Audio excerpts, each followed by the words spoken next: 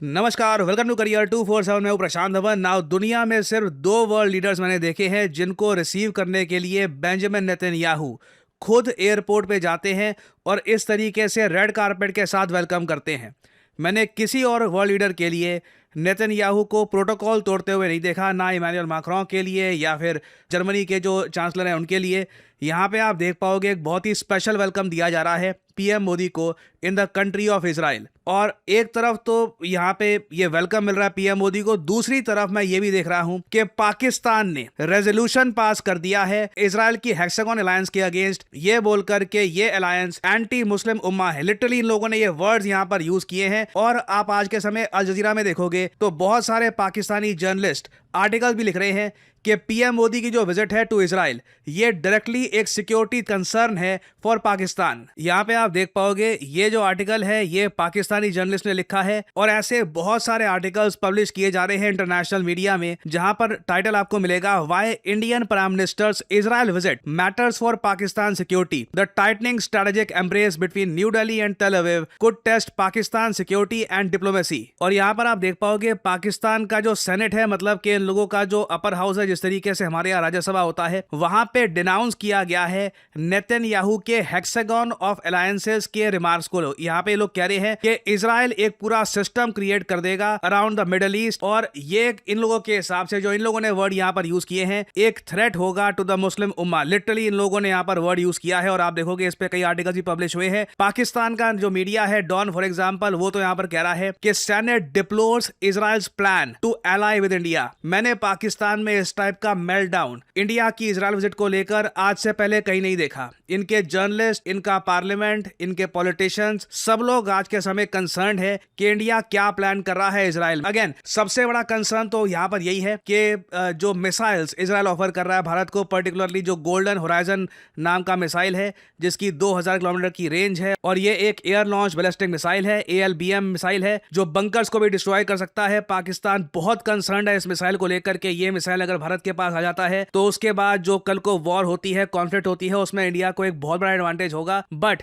यहाँ पे आपके माइंड में सवाल ये आएगा कि जो ये हेक्सागन अलायंस की बात की जा रही है, हेक्सागन ऑफ अलायंसेस, इसका मतलब क्या है? कौन से देश इस अलायंस में होंगे और पाकिस्तान के पक्ष में कौन से देश खड़े होंगे? नाउ हेक्सागन की जब हम बात करते हैं ना, तो ये जो आपके सामने शेप है इसको कहा जाता है एक हेक्सागन। नाउ यहाँ पे आपको समझना होगा इजराइल का प्लान यह है कि बहुत सारे कंट्रीज का एक ग्रुप बनाया जाए जिनके जियोपॉलिटिकल इंटरेस्ट काफी हद तक सेम है। इसमें भारत ऑब्वियसली आता है, इजराइल खुद आता है, उसके अलावा ग्रीस और साइप्रस को ऐड किया गया है। इधर यहाँ पे आप देख पाओगे ये है यहाँ पर ग्रीस, ये नीचे यहाँ पे साइप्रस। दोनों कंट्रीज बहुत ज्यादा करीब है आज के समय भारत के। आपको याद होगा रिसेंटली पीएम मोदी साइप्रस गए भी थे, मैंने इस पर एक अलग से वीडियो भी आपके लिए बनाई थी। साइप्रस और ग्रीस दोनों ऐसे कंट्रीज हैं जिनका एक मेजर इशू है टर्की के साथ। और जो ये हेक्सागन ऑफ अलायंसेस है इसमें ये 4 देश तो होंगे, साथ ही साथ कुछ एशियन कंट्रीज, कुछ अरब कंट्रीज यहाँ पे हो सकती हैं। इथियोपिया की बात चल रही है कि शायद इथियोपिया को भी यहाँ पे ऐड किया जाएगा, बट प्राइमरली जो कोर मेंबर होने वाले हैं इसके वो होंगे ग्रीस, साइप्रस, इजराइल और इंडिया। नाउ इस हेक्सागन अलायंस के अगेंस्ट कौन खड़ा होगा? अभी तक देखिए मोस्ट प्रॉब्ली यहाँ पे आपको दिखेगा पहली बात तो पाकिस्तान, सिंस पाकिस्तान पहला कंट्री है जिसने इस हेक्सागन अलायंसेस के अगेंस्ट अपने पार्लियामेंट में कंडेमनेशन करी है। दूसरा देश आपको यहाँ पर दिखेगा टर्की। तीसरा देश ईरान में देखिए, ईरान एक ऐसा केस है, इट्स क्वाइट कॉम्प्लिकेटेड, क्योंकि यूएस खुद ईरान को टारगेट करने का प्रयास कर रहा है। आज के समय अगर मान लीजिए हेक्सागन ऑफ अलायंसेस ईरान के अगेंस्ट खड़ा भी होता है तो ईरान के लिए ये सबसे बड़ा कंसर्निंग पॉइंट नहीं होगा। ईरान के सामने एक फंडामेंटल बहुत बड़ा थ्रेट है यूनाइटेड स्टेट्स ऑफ अमेरिका का, तो ईरान को यहाँ पे मैं अभी के लिए काउंट करूंगा नहीं, क्योंकि ईरान के अभी बिगर चैलेंजेस सामने हैं। बट प्राइमरली पाकिस्तान, टर्की और इनके जो भी सपोर्टिंग कंट्रीज है ना, जो भी छोटे देश इनको सपोर्ट करते हैं, ये इस हेक्सागन ऑफ अलायंसेस के अगेंस्ट खड़े होंगे। मुझे याद है कुछ टाइम पहले नफ्ताली बने था, आप सबको याद होगा, ये कुछ समय के लिए इजराइल के पीएम भी बने थे जब नेतन्याहू का एक पॉलिटिकल क्राइसिस आ गया था। इन्होंने स्टेटमेंट दिया रिसेंटली कि इजराइल का अगला टारगेट यहाँ पे है टर्की, और इन्होंने कहा है कि Turkey is a huge cause of concern for Israel, और इन्होंने पाकिस्तान का भी मेंशन किया था। यहाँ पे आप देख पाओगे ये वीडियो, अगेन मैं रिपीट करूंगा, ये आदमी आगे जाकर बेंजामिन नेतन्याहू जब काफी बूढ़े हो जाएंगे, उनका पॉलिटिकल करियर खत्म हो जाएगा, ये आदमी लीड करेगा इजराइल को। और आप मान लीजिए जितने अग्रेसिव नेतन्याहू हैं उनसे 2 से 3 गुना ज्यादा अग्रेसिव ये आदमी होगा. He will not care about anything. Naftali Bennett ने रिसेंटली कहा था कि a new Turkish threat is emerging. जो ये छोटी सी क्लिप है ये सुनिए. A new Turkish threat is emerging. I want to be very clear. Turkey and Qatar have gained influence in Syria, are seeking influence elsewhere and everywhere throughout the region. And from here, I warn, Turkey is the new Iran. Wow, that's a huge statement. That is geopolitics for you. Turkey is the new Iran. ये जो भी Iran के साथ अभी कर रहे हैं, again देखिए डोनाल्ड ट्रम्प का कुछ पता नहीं है. अगेन वो बहुत ज़्यादा अनरिलायबल अनस्टेबल टाइप के लीडर हैं. अटैक करेंगे ईरान को, नहीं करेंगे, हफ्ते बाद करेंगे, no one really knows. But आप ईरान पर जो सैंक्शंस हैं जो लगा रखे हैं आज के समय, वही देखिए. क्रिपलिंग सैंक्शंस है, FATF की ब्लैक लिस्ट में है ईरान. उसके अलावा दुनिया भर के UN के सैंक्शंस और ये US के बहुत सारे सैंक्शंस लगे हुए हैं. ईरान पे ऑयल एम्बार्गो लगा रखा है. इमेजिन करिए, टर्की पे मिलिट्री एक्शन दूर की बात है, एक बार इकोनॉमिक एक्शन ही इन लोगों ने लेना स्टार्ट कर दिया. ये 3 चीजें करेंगे टर्की के साथ, मैं देख पा रहा हूं. पहले टर्की की जो करेंसी है लीरा, जो ऑलरेडी बहुत ज्यादा डेप्रिशिएट हो चुकी है, इसको और ज्यादा डिस्ट्रॉय कर देंगे. इसकी वैल्यू बहुत ज्यादा गिरा देंगे. रुपये से भी ज्यादा गिर सकती है परहैप्स. ये मैं ऑफ कोर्स एक फॉरसीबल फ्यूचर की बात कर रहा हूं. उसके अलावा ये दुनिया भर के और टाइप के सैंक्शन लगा सकते हैं टर्की पर, यह बोलकर कि टर्की टेररिस्ट आउटफिट्स को सपोर्ट कर रहा है और बेसिकली टर्की की इकोनॉमी को ये लोग चोक कर सकते हैं. ऑफ कोर्स ये सब अवॉइड भी किया जा सकता है. अगर मान लीजिए टर्की में ये लोग एक pro US pro Israeli leader ले आते हैं, एर्दोगान हट जाते हैं, that can also work. But अभी के लिए जो ये स्टेटमेंट है अपने आप में, this matters a lot. Turkey is the new Iran. Erdogan is sophisticated, dangerous, and he seeks to encircle Israel. And while some senior Israelis were on Qatar's payroll, Qatar and Turkey are nourishing the Islamic Brotherhood monster that is growing and eventually might become as dangerous as the one created by Iran.